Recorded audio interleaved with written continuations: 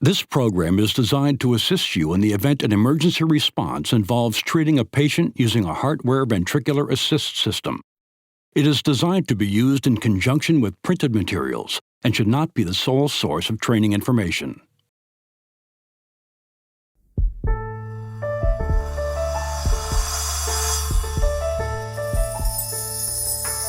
The hardware ventricular assist system helps a weakened heart pump blood throughout the body, allowing a patient the freedom to resume a normal lifestyle.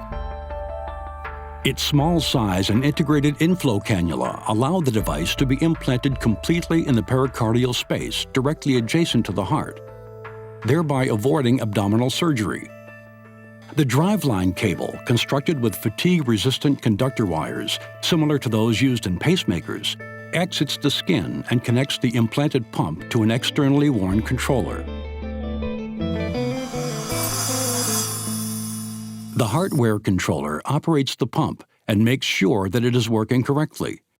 The display on the controller provides you with information about the pump performance that includes the blood flow, the speed, and the amount of power being used. Also on the face of the controller are two additional buttons.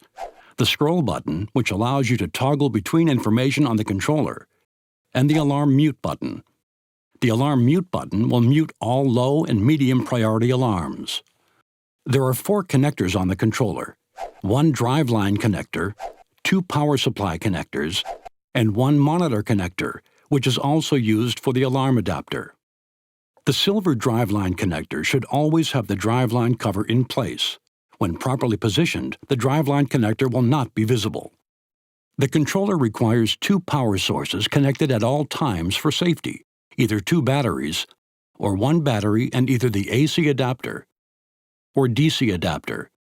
While active, a patient will typically use 2 batteries. While relaxing or sleeping, the patient would typically use the AC adapter because it provides power from an electrical outlet for an unlimited period of time. The DC adapter draws power from the electrical outlet in an automobile and may be used when traveling by car. If you respond to a patient using a hardware system, there are some important things you need to take into consideration.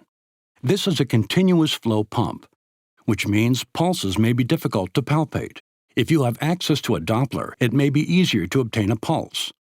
Blood pressure may also be difficult to obtain, because patients with a continuous flow VAD have a very narrow pulse pressure and may only get a single number. The single number represents a mean arterial pressure, or MAP. A MAP that is too high or too low will affect the flow through the pump. If the pump is not alarming, it is safe to assume that there is circulation. If you are treating a responsive patient, the patient or caregiver can be helpful in the management of the equipment.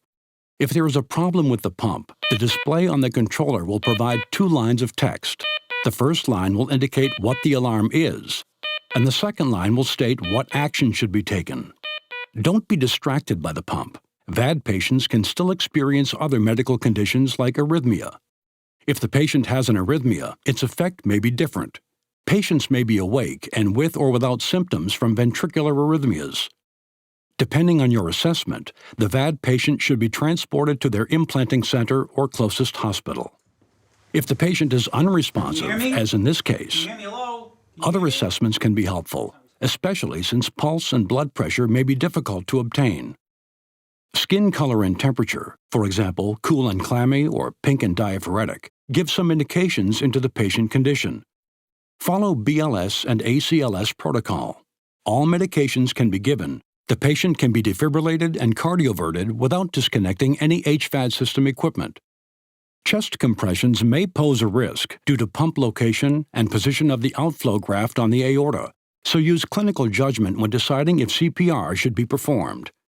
If the patient requires CPR, confirmation of device function should be performed at the hospital. The HVAD pump, if working properly, should be able to circulate blood. If, however, there are alarms or indication from the controller that there is no or little flow through the VAD, a couple of steps should be taken.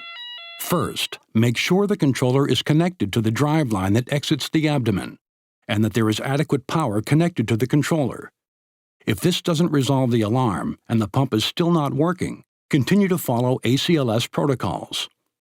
To verify pump operation, check the display screen for parameters or alarms. You can also listen over the left chest for pump hum and feel for vibrations of the pump over the lower left chest. If the patient is unresponsive but the pump is pumping, look for other causes, such as diabetes or stroke. There are various alarms that provide information about the condition of the pump, controller, connections, and power supplies. Alarm conditions are classified as high, medium, or low. A high priority alarm is displayed with a flashing red warning light and unique sound. A medium priority alarm is displayed with a flashing yellow warning light and unique sound. A low priority alarm is displayed with a solid yellow light and unique sound. The message on the controller screen consists of 2 lines of text. The first line tells you what the alarm is, and the second line tells you what to do. The alarm sound will stop, and the alarm indicator light will go out when the alarm condition is resolved. Some questions you might have about patient care are: can you give IV fluids? Yes. Can you defibrillate or cardiovert? Yes, and you can do so without adjusting the joules or disconnecting the device. Can you follow BLS and ACLS guidelines? Yes, but remember VAD patients may not have detectable pulse or blood pressure. Can you perform CPR? Yes, if required, but confirm pump function following CPR. Can you immobilize the spine? Yes, but when strapping the patient to the board, be sure the drive line exiting the abdomen and the external equipment is not manipulated or dropped. If you are going to transport a patient, the patient's controller must be powered by 2 batteries. Don't disconnect both power sources at the same time. Bring all backup equipment with the patient, and patients can be transported via ground or air.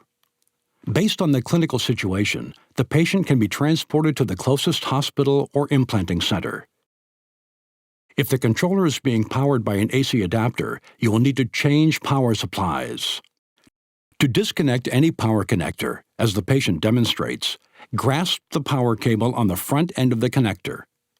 Turn the connector counterclockwise until it stops. Pull it straight out from the controller.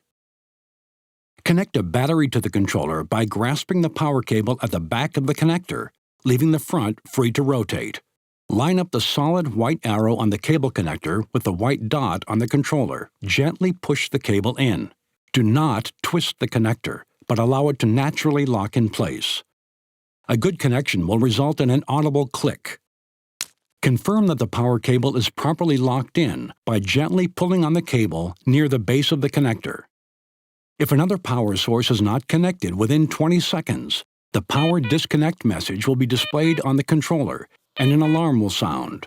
Once a second power source is connected to the controller, the alarm will stop. Each fully charged battery provides about 6 hours of use for normal activities.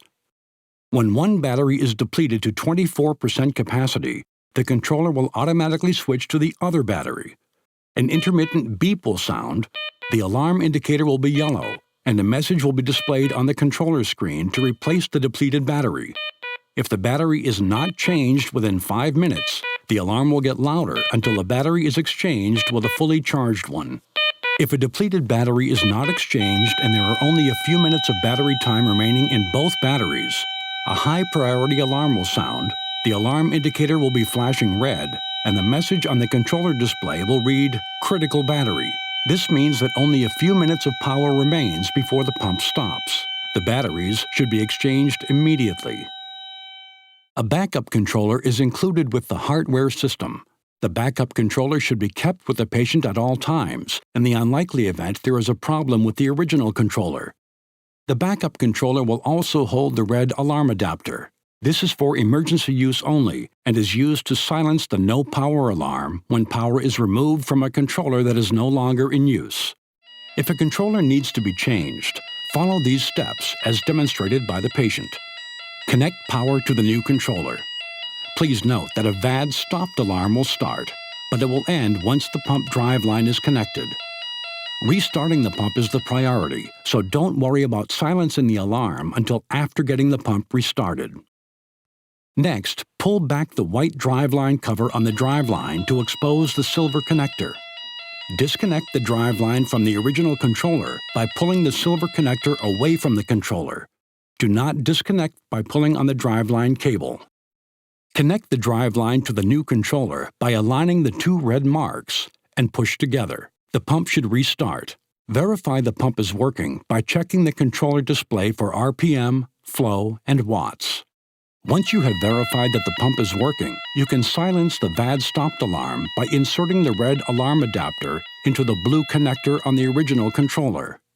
Then disconnect the power, silencing the old controller. The red alarm adapter should never be placed in the working controller.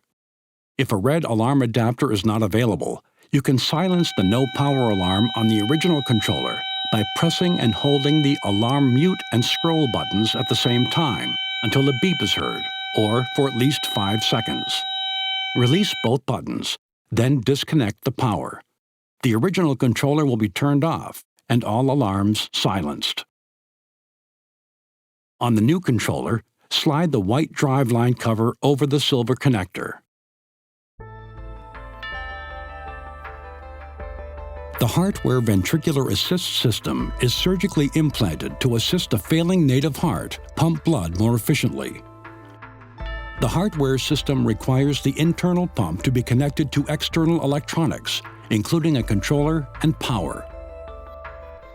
This pump is a continuous flow pump, so it may be difficult to palpate a pulse or obtain a blood pressure. BLS and ACLS protocols should be followed. Do not be distracted by the device. These patients can experience life-threatening emergencies unrelated to the device. We recommend working with your medical director and the implant center to develop a VAD-related response algorithm. For more information and additional resources, please go to www.heartware.com or contact the closest implanting center.